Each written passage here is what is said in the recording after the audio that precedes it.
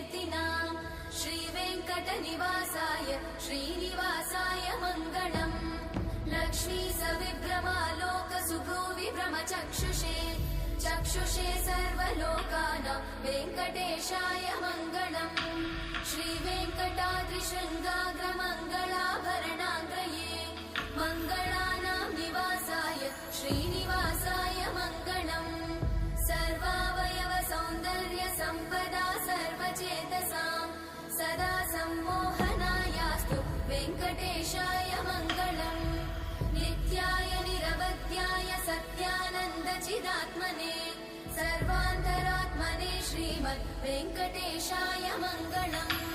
स्वतः सर्वविदे सर्वशक्तये सर्वशेषिने